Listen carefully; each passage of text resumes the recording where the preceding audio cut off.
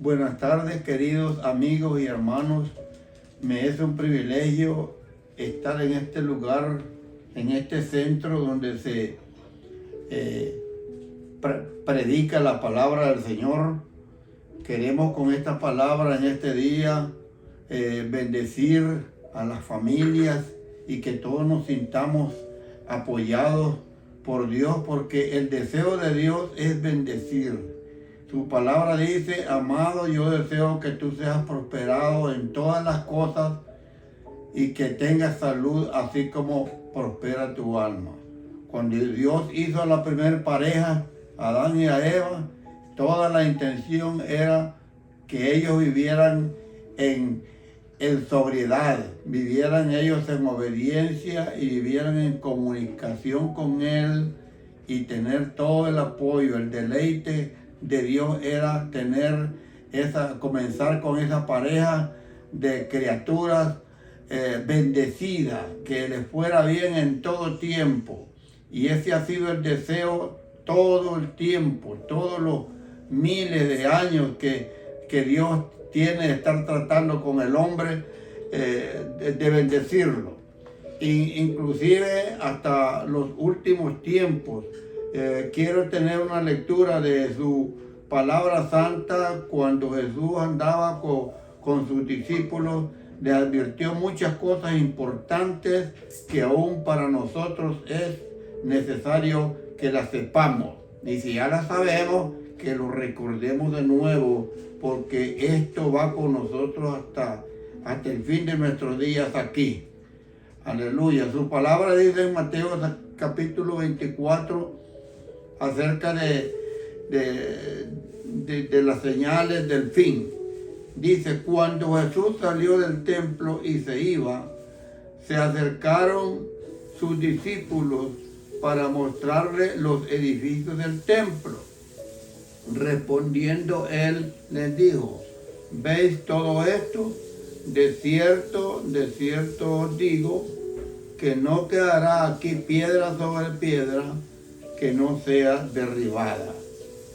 Está hablando de los edificios grandes y de la destrucción del templo. En el año 70 se cumplió eso que Jesús dijo.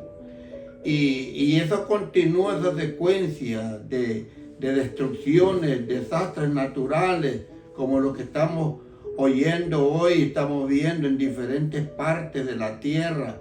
Desastres que, si la gente se imaginara, no haría tanta preocupación por tener y acaparar tantos bienes, porque cuando Dios decide voy a destruir aquí, destruye. Y por eso también la Biblia dice: no amontonéis riquezas en la tierra donde la polilla y el orín corrompen. Haced riquezas en los cielos, porque allí están resguardados por la mano del Señor. ¡Qué lindo! El rey Salomón dijo que el principio de la sabiduría es el temor a Jehová. ¡Qué lindo! Ser sabio es temer a Dios. Ser necio es despreciar las ofertas que Dios tiene en esta tierra para todos los seres humanos. Dice el Evangelio San Juan, capítulo 14, 1 en adelante: no se turbe vuestro corazón, hablando Cristo a los discípulos y a todos sus oyentes. No se turbe vuestro corazón. Creéis en Dios, creed también en mí.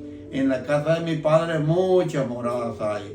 Si así no lo fuera, yo ya lo hubiera dicho. Voy pues a preparar lugar para vosotros, y si me fuere y preparar lugar, vendré otra vez y os tomaré a mí mismo, para que donde yo esté, vosotros también estéis. Qué linda oferta, qué linda promesa. Promesas que no son de hombre, porque la Biblia dice que Dios no es hombre para que mienta, ni hijo de hombre para que se arrepienta. Y en cuanto a los atributos de Dios, uno de los 5 atributos naturales de Dios que es aleluya, primero dice que es omnipotente, omnipresente, omnisciente, inmutable y eterno. En el atributo inmutable quiere decir que Él no cambia de parecer, no cambia de palabra, no la desvía, no se arrepiente de haber prometido tanto. Él va a cumplir. Dice la palabra del Señor que el cielo y la tierra pasarán, pero sus palabras no pasarán. Eso es lo que a mí me da mucha satisfacción, tratar con Dios. Porque tratar con Dios no es como tratar con el hombre. Aunque el hombre sea creíble, sea confiable, sea reconocido por muchos años como una persona seria, si tiene que desviar una promesa, la desvía.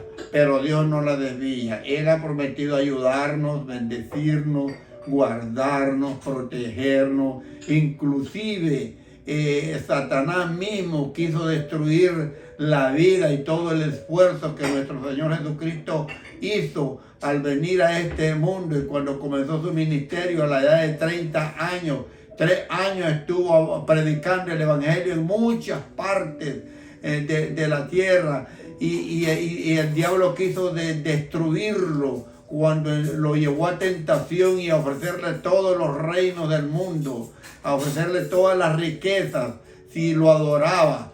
Pero quiso destruir todo el plan que Dios tenía, porque el hombre primitivo cayó, fracasó y quedó hecho candidato al infierno. Pero Jesucristo vino para darnos vida, para ofrecernos el cielo, para liberarnos del infierno. Y entonces Satanás quiso destruir a Jesucristo, el Salvador del mundo, pero no pudo. Cuando creyó de que lo había vencido en la cruz, es cuando Jesucristo lo venció a él, porque él dijo: no, la muerte no me detiene. 3 días después de estar enterrado, él resucitó. Y dice la palabra de Dios que si él resucitó, nosotros también resucitaremos.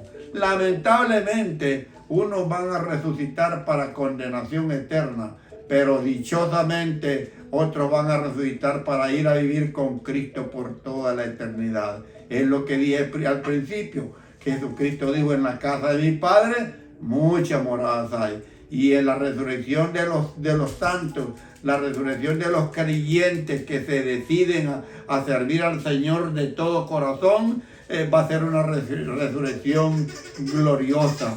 Porque dice: he aquí yo vengo, que viene por las nubes, y todo ojo le verá, y los que le traspasaron harán lamentación por él. También dice: tampoco queremos, dice el apóstol Pablo a los tesalonicenses, tampoco queremos que ignoréis acerca de los que duermen, para que no entristezcáis como aquellos que no tienen esperanza. Porque si creemos que Jesús murió y resucitó, también Jesús traerá con él a los que vivieron con él. Luego nosotros, los que vivimos, los que hayamos quedado, seremos arrebatados juntamente con ellos en las nubes para recibir al Señor en el aire, y ahí estaremos con el Señor. Mientras los juicios aquí en la tierra se van a hacer terriblemente en el tiempo de su venida, la iglesia estará en el aire gozando de la presencia de Jesucristo como un acto de protección, que no vamos a pasar ese tiempo tan terrible, tan insoportable, pero dichosos son aquellos que estén preparados. Por eso la Biblia dice: por tanto, estad preparados, porque no sabéis la hora ni el día en que vuestro Señor ha de venir. Hay que estar preparado, es inteligente. Hay gente que dice: yo estoy preparado, yo tengo mi religión y de ahí nadie me saca porque estoy preparado. Pero sabe, mi querido amigo, lamentablemente la religión no cuenta en la presencia del Señor. No cuenta cuánto sacrificio usted haga a través de una religión. Dice el apóstol Santiago 1:26: si alguno tiene religión, si alguno se cree religioso entre vosotros y no guarda su lengua, la religión del tal es vana. La religión pura y sin mácula delante de Dios el Padre esta: visitar a los huérfanos y a las viudas en sus tribulaciones, y guardarse sin mancha del mundo. Para estar preparado y tener una religión que verdaderamente cuente ante la presencia del Señor, dice que tiene que guardarse sin mancha del mundo. En otras palabras, tiene que estar practicando la santidad. ¿Qué significa eso? Santidad significa un desprecio al mundo, a las cosas del mundo, a los placeres del mundo y consagración al servicio del Señor. Eso es más que una religión. Eso se llama dedicación. Dedicación para Cristo. Consagración para Cristo. Eso sí vale. Dice la religión pura y sin mácula delante de Dios el Padre es esta. Visitar a los huérfanos y a las viudas de sus tribulaciones y guardarse sin mancha del mundo. Pero la gente lo pone bien livianito.